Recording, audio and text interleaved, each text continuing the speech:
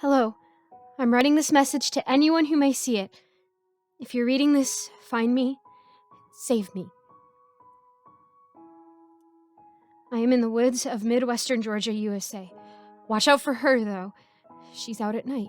She sees you. A few months ago, I lost my cat. I woke up one afternoon for work, and as I opened my back door, there she went. I brushed it off. She had gotten out before. She always came back. I looked around for a moment to try and catch her, but she wasn't there. No biggie. I told my parents she was out and to look for her while I was at work. I checked under the car and in the street for her before I left, and I was off. I looked around the neighborhood for her as I left, but I didn't see her. Chances were she was in a bush or under the porch or something. They'd find her, so I went to work. I was there from 2 p.m. to 9 p.m. I came right back that night, expecting to see my darling cat. With no cat to be... But she was nowhere to be seen. I asked my parents, my sister, even double-checked myself. Nowhere. Odd. Well, she'll be here in the morning, I thought. I went to bed. I awoke the next morning and did my routine, lied in bed, scrolled through my phone, and eventually got ready for work. I went downstairs, grabbed my keys, and remembered my cat's missing.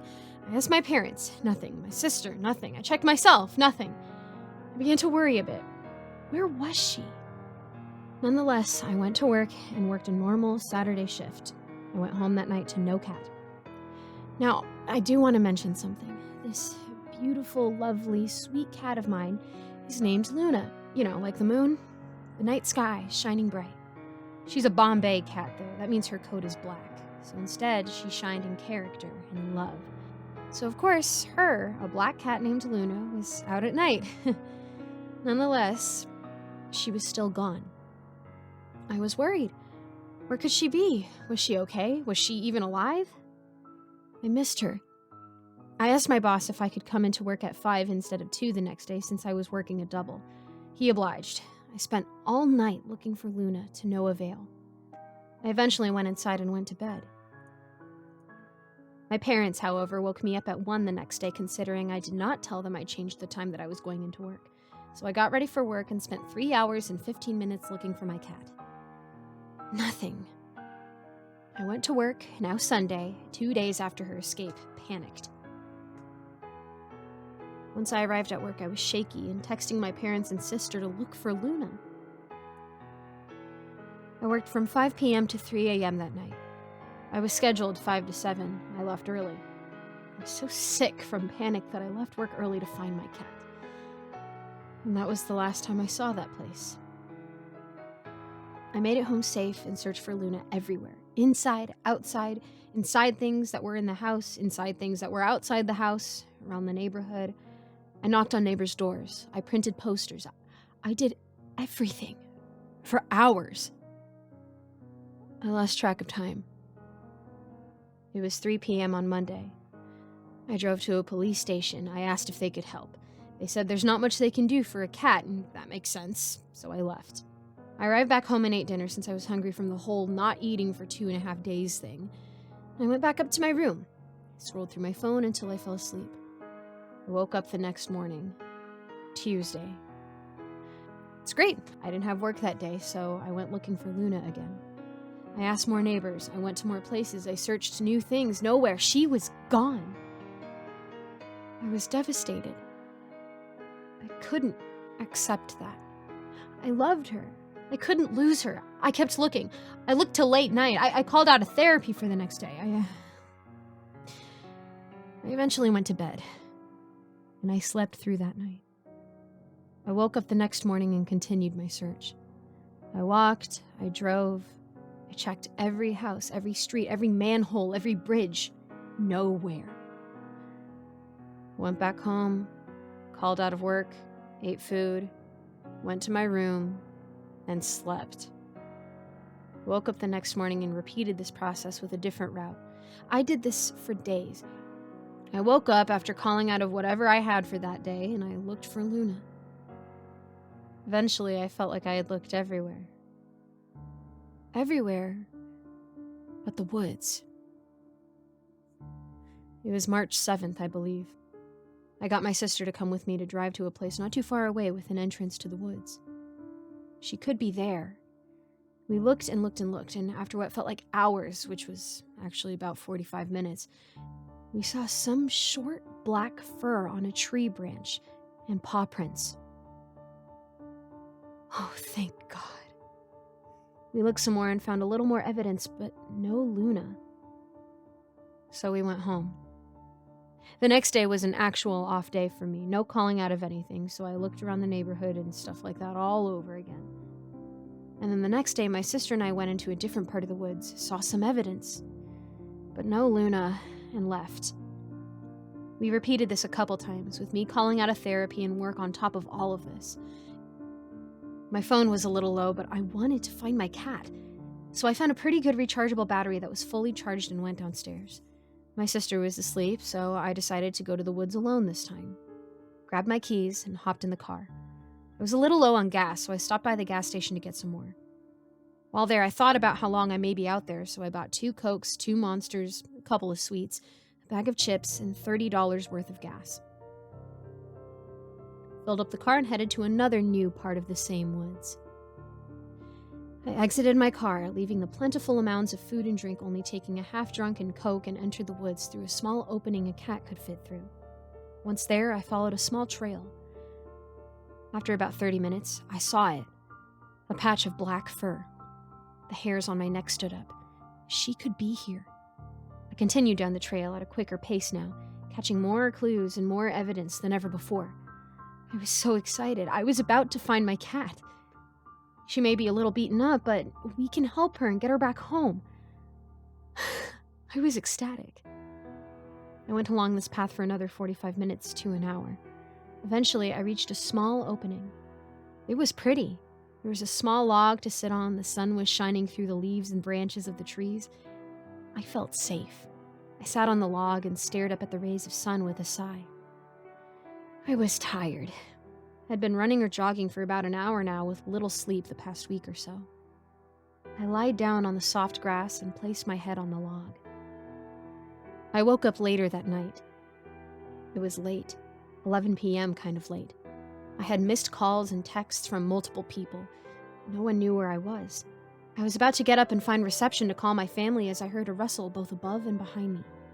I turned my head over my shoulder and looked up on the night sky, into the tree branches, and there she was.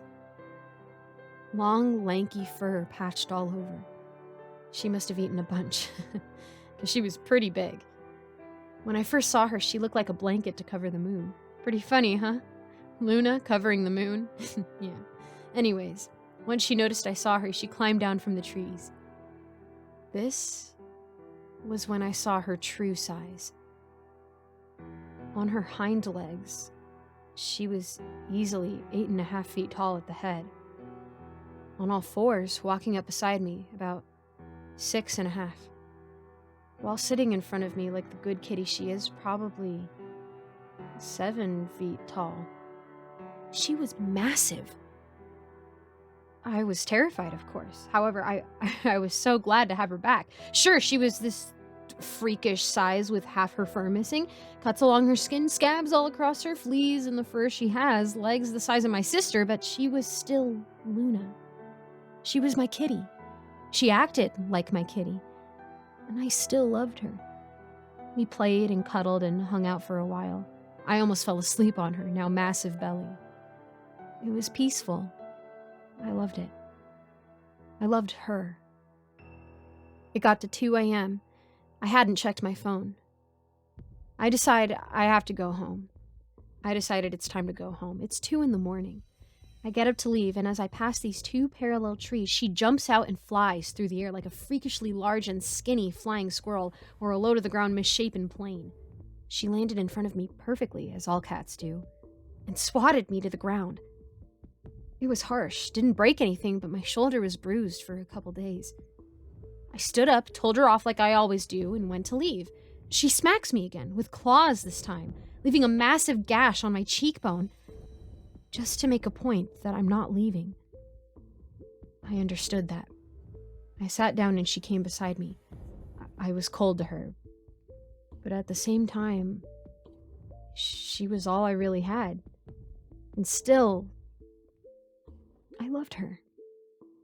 I lied on her stomach again, feeling the warmth of her skin on the left side of my face and the cold air soothing the cut on my right side.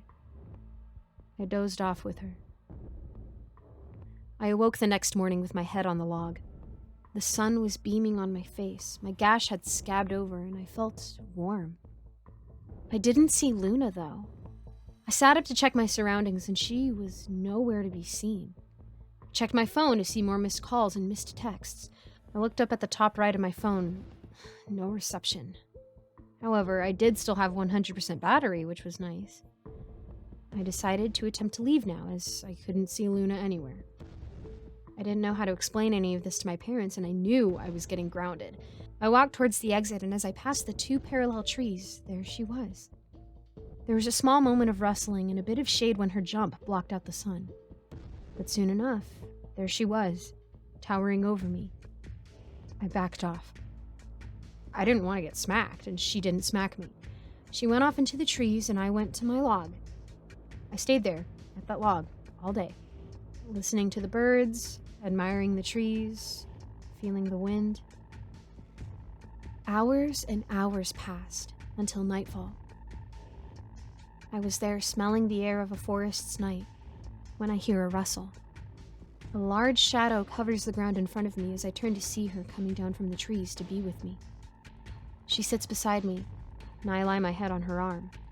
I feel the soft rumble in my skull as she purrs. I felt safe. I felt calm. I felt like this was where I should be. I loved my cat, after all. We stayed like that for a while. I eventually sat up and signaled for her to lay down so I could rest on her stomach and go to bed, and she followed, laying on her side, exposing her stomach for me to lie my head on. I do so and drift off to sleep, listening to the night and feeling my head and shoulders rise and fall with Luna's breathing. I awoke the next morning once again, with my head on the log. I sat there through the day, waiting for the return of my cat. Occasionally, I would pretend to try to escape just to see her, and it became a game. She came again later that night, and we repeated the same bonding process. She made me prove that I loved her. And we did this night and day routine for a few days. About a week ago, I really tried something. It was late in the night, about 3 a.m. Luna's breathing was steady. I had written out a text to send everyone I loved, saying that I loved them and I'd probably never see any of them again. I mean, what are the chances of me seeing civilization again? I'm probably gonna die out here, or fall into the same fate my beloved Luna fell into. Who knows what's up with this place? Still, I booked it. I ran as hard and as fast as I could. She noticed. She ran after me, obviously catching up at an alarming rate. I made it past the parallel trees. I hit send and I threw my phone as far as I could. Her large claw grabbed the back of my shirt, leaving a small scratch on my spine. She pulled me back towards her and then threw me into the small opening. I landed hard on my back, knocking the wind out of me. She was definitely more violent with it this time and was not playing games. She walked up to me and gave me a hiss, which sounded more like a steam train due to her size. I lied there on my back for a moment, hoping that message sent. I crawled back over to her, basically begging for forgiveness, which was immediately received with a large front leg pulling me into her chest with a purr. I snuggled into her, rubbing my face on the patches of fur she has left.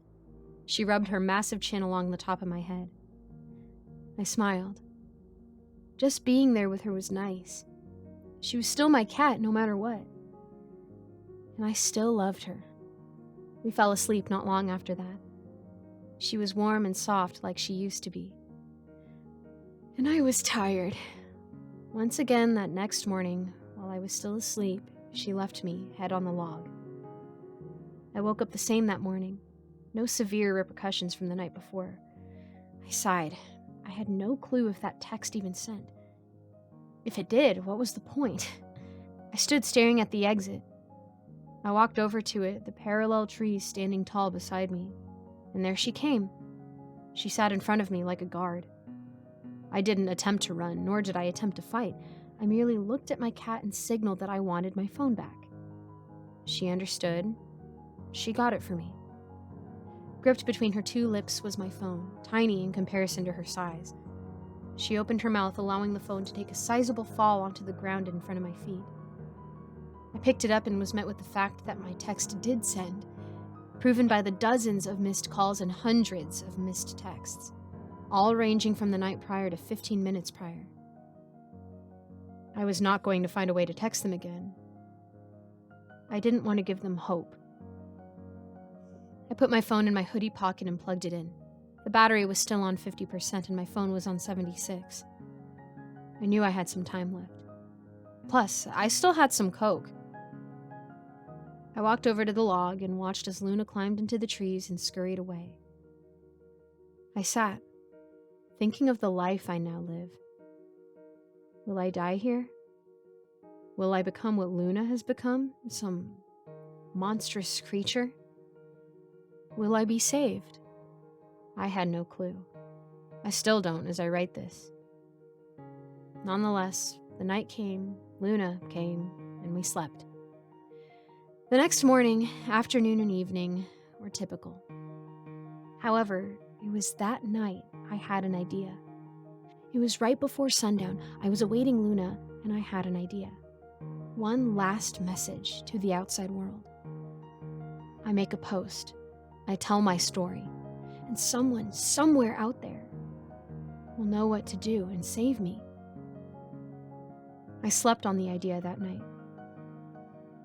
I woke this morning and decided that this is my last-ditch effort, and this is the only way I can be saved. I've told you my story. I've told you where I am. Find me. And for Pete's sake, bring a gun or something. I may sleep with her for several more nights before anyone comes. I may sleep with her forever and no one will come. However, I have to try to get home. While I want to be with her and while I want to take her with me, and while I love her, neither of us may leave this place while the other lives. So please, save me. Good evening, everyone. Giggles the Croupier here.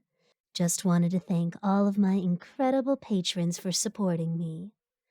Tam B, Jen Miser, Skymara Ravenswood, Melissa Perez, Bernard Jackson, Leaf Ninja, Roy Larimer, Mr. Creepypasta, Neon Scoundrel, and William Delphin. I'm still figuring out rewards for Patreon, but if you would still like to support, click the link in the description and I will hopefully have something for you soon. Thank you so much for watching and I'll see you all in the next video.